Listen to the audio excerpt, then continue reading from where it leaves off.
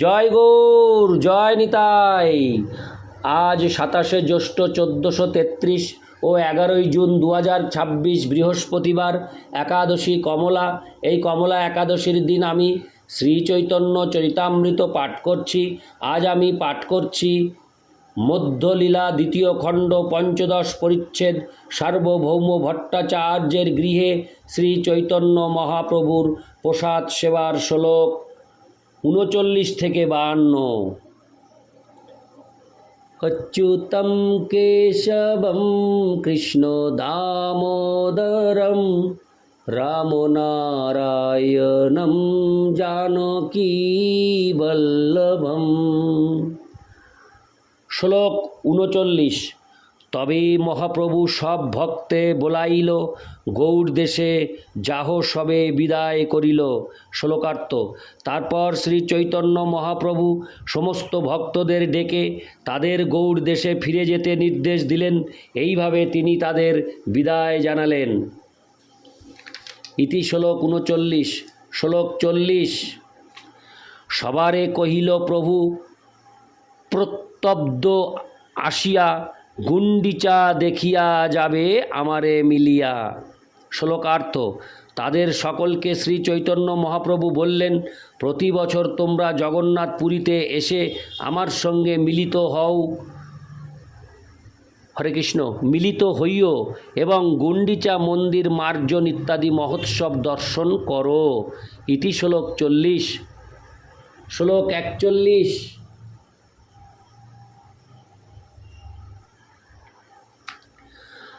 আচার্যেরে আজ্ঞা দিল করিয়া সম্মান, আচণ্ডাল আদি কৃষ্ণ ভক্তি দিও দান। শ্লোকার্থ। গভীর সম্মান সহকারে শ্রী চৈতন্য মহাপ্রভু অদ্বৈত আচার্যকে অনুরোধ করলেন, আচণ্ডালে কৃষ্ণ ভক্তি দান করুন। তাৎপর্য। এটি তার সমস্ত ভক্তদের প্রতি শ্রী চৈতন্য মহাপ্রভুর আদেশ। কৃষ্ণ ভক্তি সকলেরই জন্য, এমনকি চণ্ডাল আদি সকল নিম্ন স্তরের মানুষদেরও জন্য। শ্রী অদ্বৈত প্রভু, শ্রী মন্নিত্যানন্দ প্রভু, যার মূল স্বরূপ, সেই পরম্পরা ধারা অনুসরণ করে সকলেরই সারা পৃথিবী জুড়ে জাতি ধর্ম নির্বিশেষে কৃষ্ণ ভাবনার অমৃত বিতরণ করা উচিত। ব্রাহ্মণ থেকে শুরু করে সর্বনিম্নে চণ্ডাল স্তর পর্যন্ত বহু প্রকার মানুষ রয়েছে। তারা যে যে স্তরেই থাকুক না কেন, এই কলিযুগে সকলেরই কৃষ্ণ ভাবনার আলোকে উদ্ভাসিত হওয়া উচিত। সেটি আজকের দিনে সবচাইতে বড় প্রয়োজন। জড়জগতের দুঃখ দুর্দশা সকলেই প্রবলভাবে অনুভব করছে।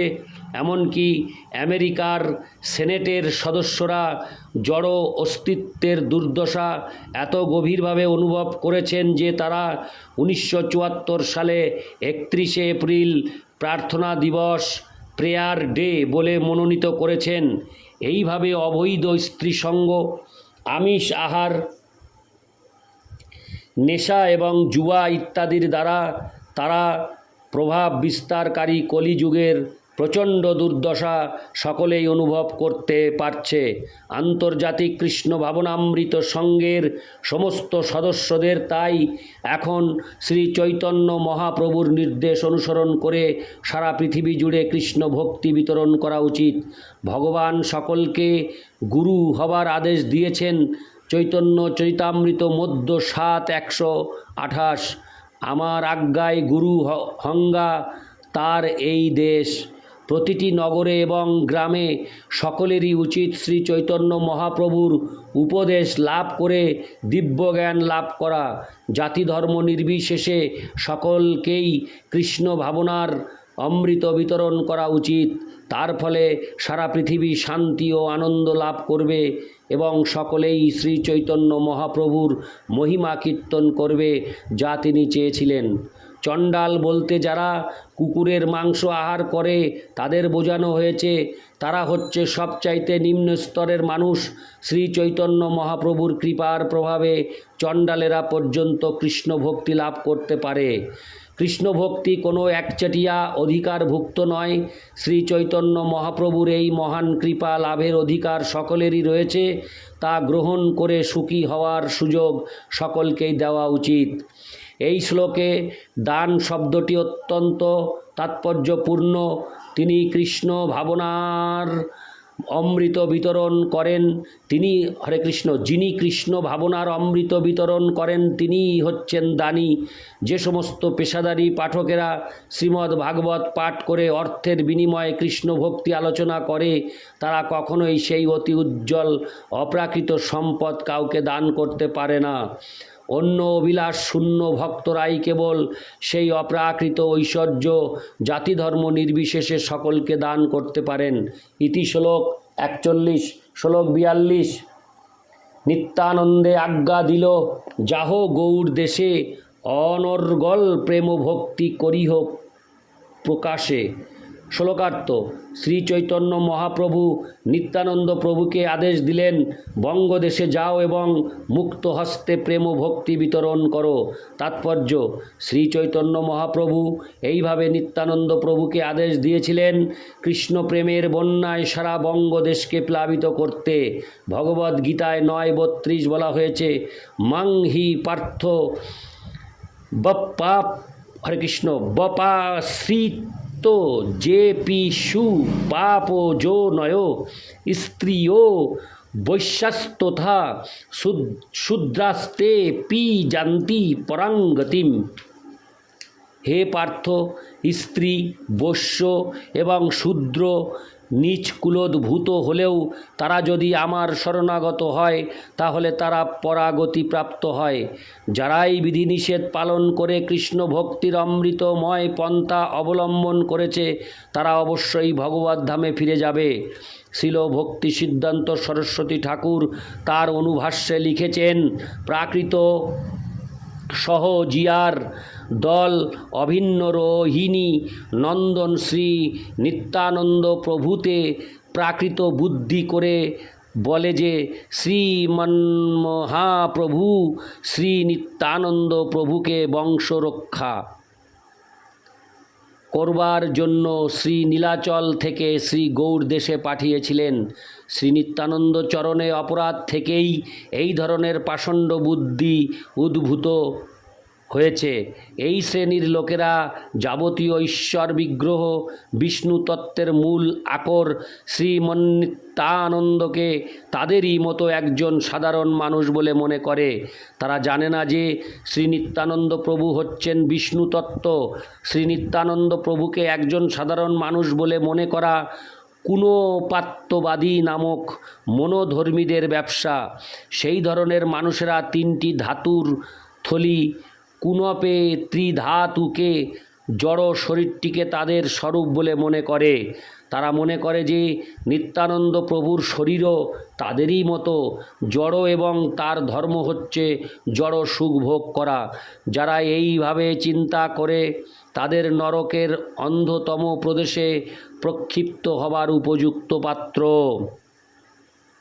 সেই সমস্ত কনক কামিনী প্রতিষ্ঠা লোভী বণিক স্বভাব স্বার্থপর ব্যক্তি তাদের উর্বর মস্তিষ্কে এরূপ শাস্ত্র বিরুদ্ধ মত উদ্ভাবন করে নিত্যানন্দের নাম করে তার ঈশ্বর চেষ্টা দ্বারা নিজেদের ব্যবসায় নির্বোধ লোক প্রবঞ্চনা এবং হরে কৃষ্ণ দুরভিসন্ধি মূলে সর্বত্র গর্হিত যোষিত সঙ্গ স্পৃহা ও গৃহব্রত বা গৃহমেধ ধর্মের অন্যায় ও অশাস্ত্রীয়ভাবে সমর্থন করবার সুযোগ অন্বেষণ করে।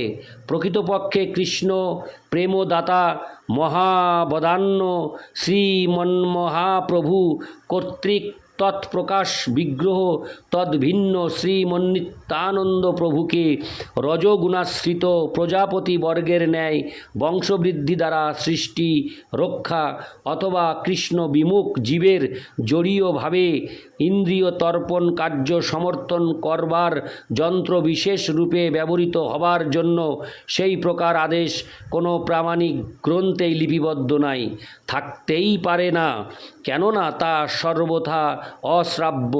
ঐরূপ কথা প্রচার করে প্রাকৃত যোষিত সঙ্গী সহজিয়ারা তাদের নিজেদের পরমার্থ থেকে বঞ্চিত হয় এবং সদ বিবেকহীন জগৎকেও বঞ্চনা করে জগতে অমঙ্গলই উৎপাদন করে। ইতি শ্লোক 42। শ্লোক 43। রামদাস গদাধর আদি কত জনে তোমার সহায় লাগি দিলু তোমার সনে। শ্লোকার্থ। শ্রী চৈতন্য মহাপ্রভু বললেন, রামদাস গদাধর আদি ভক্তদের আমি তোমাকে সাহায্য করার জন্য তোমার সঙ্গে দিলাম। ইতি শ্লোক 43। শ্লোক 44। মধ্যে মধ্যে আমি তোমার নিকট যাইব, অলক্ষিতে রহি তোমার নৃত্য দেখিব। শ্লোকার্থ। মাঝে মাঝে আমি তোমার কাছে যাব এবং অলক্ষিতে থেকে তোমার নৃত্য দেখব। ইতি শ্লোক 44। শ্লোক 45 থেকে 46। শিবাস পণ্ডিতে প্রভু করি আলিঙ্গন, কণ্ঠে ধরি কহে তারে মধুর বচন। তোমার ঘরে কীর্তনে আমি নিত্য নাচিব, তুমি দেখা পাবে আর কেহ না দেখিব। শ্লোকার্থ। শিবাস পণ্ডিতকে আলিঙ্গন করে তার কণ্ঠ ধরে মধুর স্বরে শ্রী চৈতন্য মহাপ্রভু তাকে বললেন, আপনার ঘরে কীর্তনে আমি সব সময় নাচব, আপনি তা দেখতে পাবেন আর কেউ তা দেখতে পাবে না। ইতি শ্লোক 45 থেকে 46। শ্লোক 47 থেকে 52। এই বস্ত্র মাতাকে দিহ, এই সব প্রসাদ দণ্ডবৎ করি, আমার ক্ষমাইহ অপরাধ। তার সেবা ছাড়ি আমি করিয়াছি সন্ন্যাস, ধর্ম নহে করি আমি নিজ ধর্মনাশ। তার প্রেমবশ আমি, তার সেবা ধর্ম, তাহা ছাড়ি করিয়াছি বাতুলের কর্ম। বাতুল বালকের মাতা নাহি লয় দোষ, এই জানি মাতা মোরে না করয় রোষ। কি কার্য সন্ন্যাসে মোর প্রেম নিজ ধন। হরে কৃষ্ণ। কি কাজ সন্ন্যাসে মোর প্রেম নিজ ধন, যে কালে সন্ন্যাস কইলু ছন্ন হইল মন। নীলাচলে আছো মুঙ্গি, তাহার আজ্ঞাতে মধ্যে মধ্যে আসিমু তার চরণ দেখিতে। শ্লোকার্থ। শ্রী জগন্নাথ দেবের এই প্রসাদ ও বস্ত্র আপনি মাকে দেবেন, তাকে দণ্ডবৎ জানিয়ে আমার অপরাধ ক্ষমা করাবেন। তার সেবা ছেড়ে আমি সন্ন্যাস গ্রহণ করেছি। প্রকৃতপক্ষে আমার তা করা উচিত হয়নি, কেননা তা করার ফলে আমি আমার নিজের ধর্ম থেকে বিচ্যুত হয়েছি। আমি তার প্রেমের বশ, তার সেবা করা আমার ধর্ম, কিন্তু তা না করে আমি উন্মাদের মতো কাজ করেছি। পাগল ছেলের দোষ মা নেয় না এবং তা জেনে আমার মা আমার প্রতি রুষ্ট হয়নি। আমার মায়ের প্রেম অবহেলা করে আমার সন্ন্যাস গ্রহণ করা উচিত হয়নি। যখন আমি সন্ন্যাস গ্রহণ করেছিলাম তখন আমার মতিচ্ছন্ন হয়েছিল। তার আদেশেই আমি নীলাচলে রয়েছি, মাঝে মাঝে আমি তার শ্রীপাদ ও পদ্ম দর্শনে যাব। ইতি শ্লোক 47 থেকে 52। अच्युतं केशवं कृष्ण दामोदरं रामो नारायणं जानकी वल्लभं। जय गौर, जय निताय।